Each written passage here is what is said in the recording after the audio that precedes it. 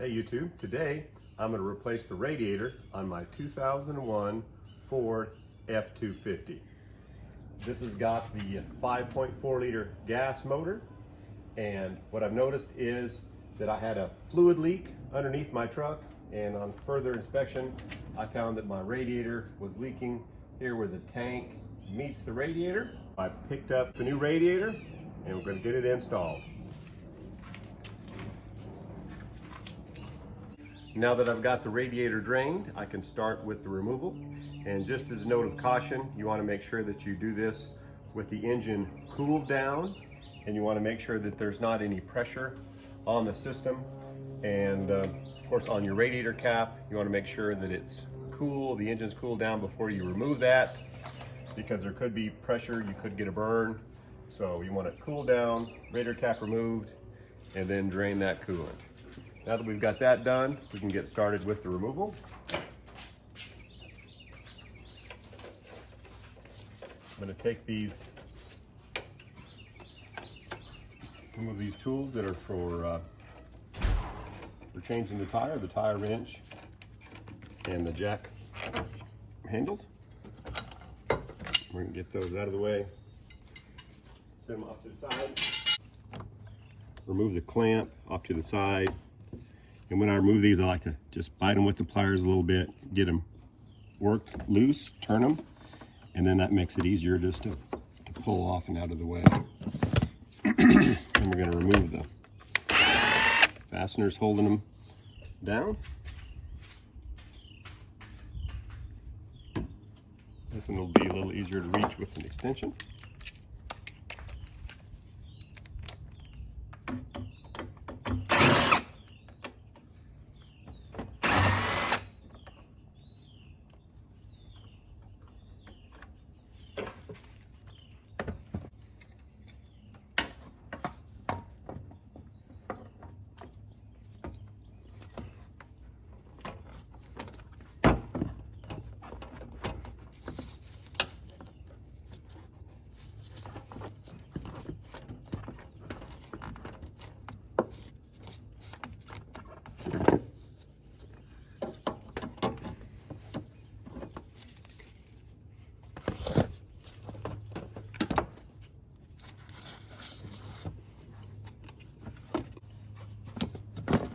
Now we need to take the upper radiator hose clamp loose.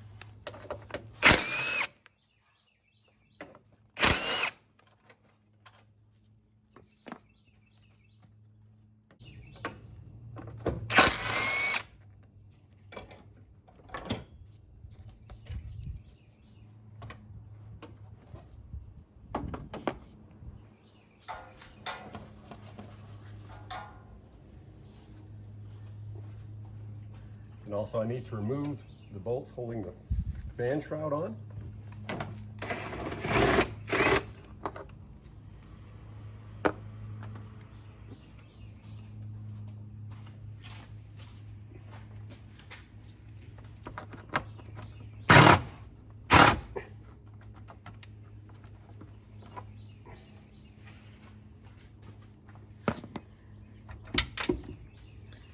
All right, now the fan shroud should be loose, and there's just a couple of grooves that it sits in on the bottom.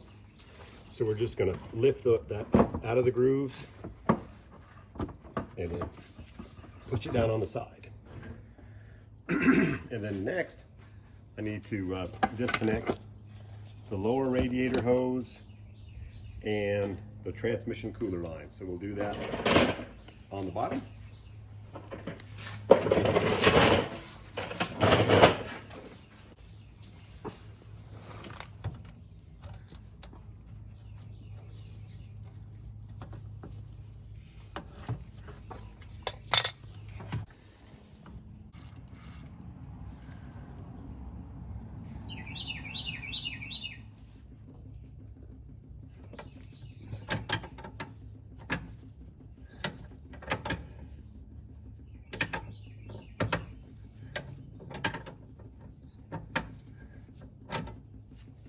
Okay, I had to get a line wrench. This fitting was really tight, so to avoid stripping it, these line wrenches will have more surface area to grip it to help you take it off of it.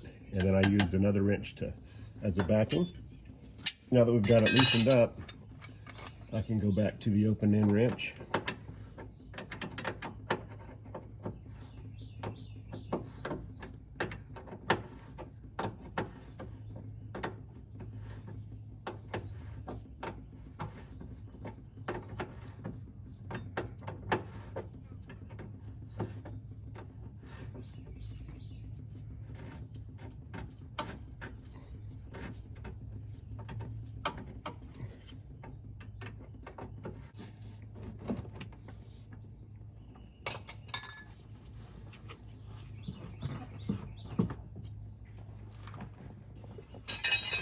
All right, now we're ready to remove the radiator. Go ahead and remove this surge flow hose.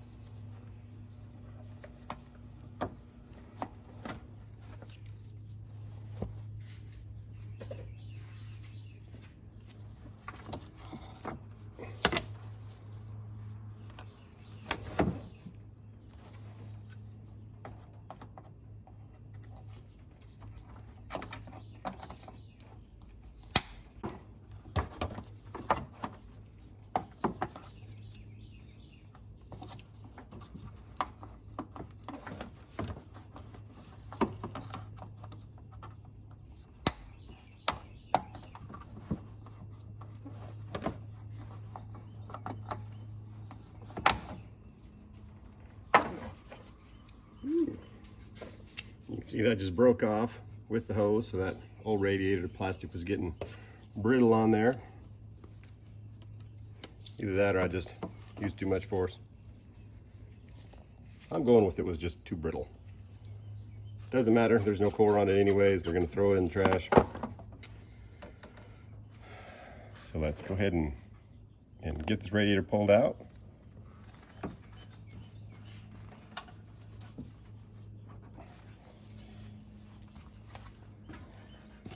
Double check, make sure we don't have anything hanging in the way here. We need to get our fan shroud below the radiator. Radiator sits down in a couple of kind of like rubber grooved washer holes, so we need to get it out of those. All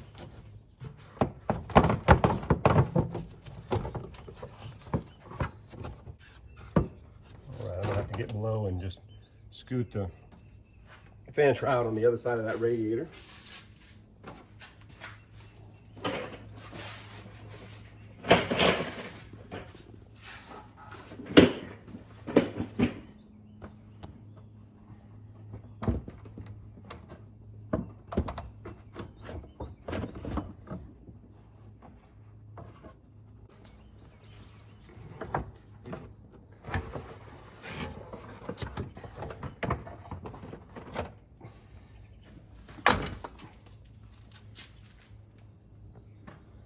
All right, we got the old radiator out.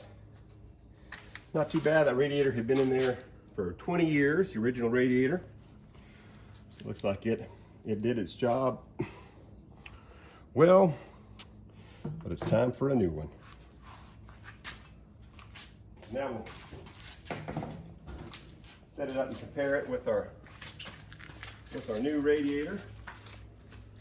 Good time just to set them side by side, look for any obvious differences, any problems that may come up. And you always want to be ready for that. When I ordered the radiator, the wrong one actually came in the mail, and then I had to take it back to a local store to get the right one. But I picked up the right one, so now we're ready to go. It looks like it also came with some little adapter fittings, depending on what kind of a hose that we have. Not sure if we'll need those, but we'll get them out of the way so we can get this radiator put in. We'll go ahead and get this new one installed. Put those fittings down there in case I need them.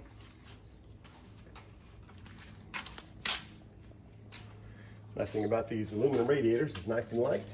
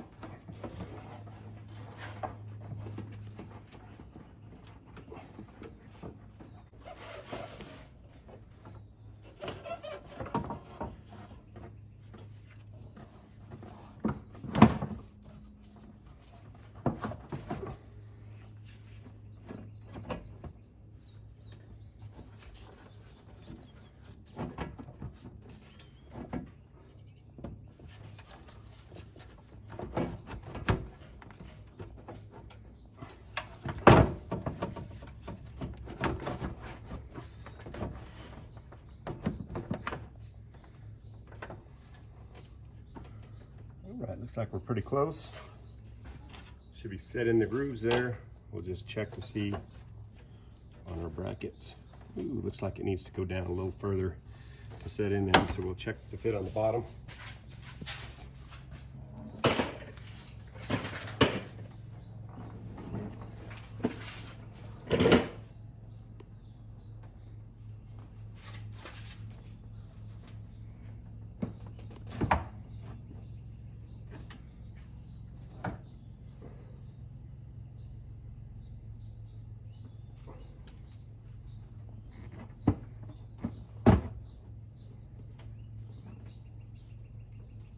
Little 3/4 plastic knobs, and they'll sit down in a couple of holes down there on the bottom, just like the top brackets, and we have those in position there. Let's see, so we're about ready for that. And then I also had my shroud, got my shroud put down in those slots that we were talking about.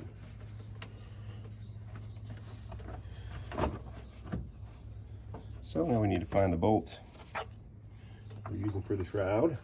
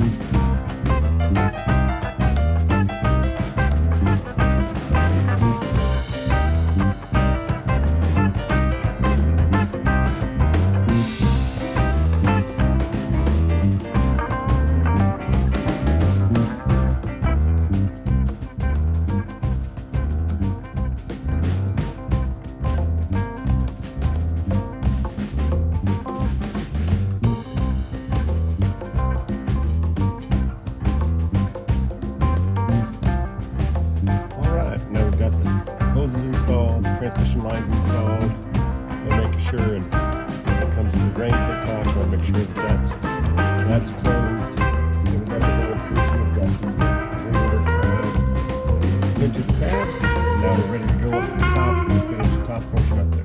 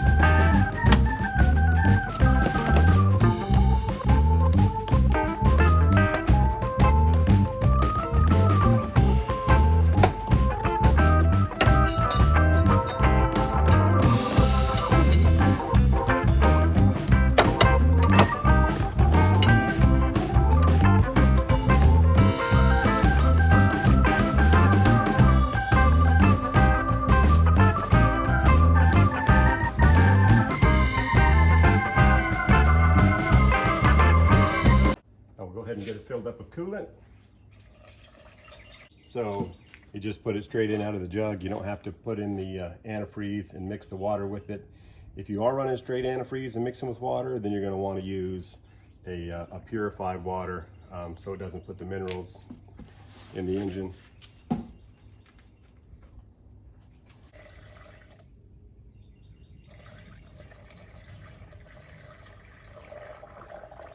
I went ahead and filled this up with coolant. I went ahead and put orange coolant in there. I know this originally came out with green, but you want to just make sure that you use a good universal antifreeze that'll work in all makes. That's what I did. And I'm not worried about the color, so I used some orange in there. And it was the pre-mixed. It's got the antifreeze and the water already mixed up in there. And then so if you're going to use that, just, it's handy because you can just put it straight in out of the jug, not like the old antifreeze where you'd have to mix a gallon of antifreeze with a gallon of water. If you are going to use that method, you want to make sure to use some purified water. You don't want to put water in the hose. It might put some extra things that are going to rust out and corrode your coolant system. But now that we've got it filled up, I'm running the engine, and we want to run the engine until the thermostat opens, and that'll get rid of any air bubbles that might be in the system, get that coolant circulated all the way through the engine. And it's also a good idea, you can turn your heater on low, and that'll just help keep a little bit of that circulation going so the engine doesn't overheat while you're running it and wait for that thermostat to open up.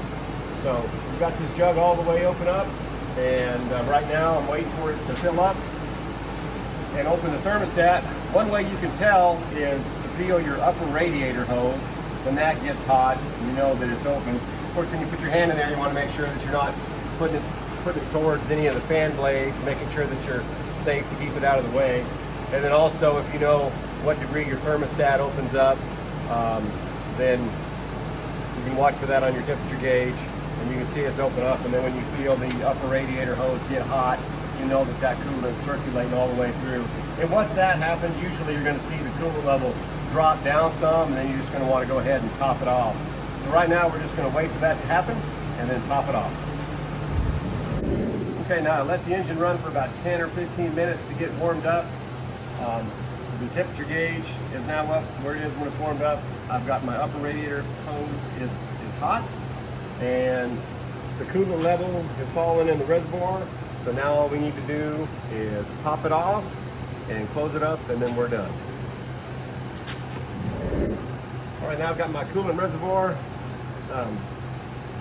filled all the way up. Most of these will have a mark on them, like for the minimum, maximum. We got it filled up to the maximum there. We're going to go ahead and reinstall our radiator cap.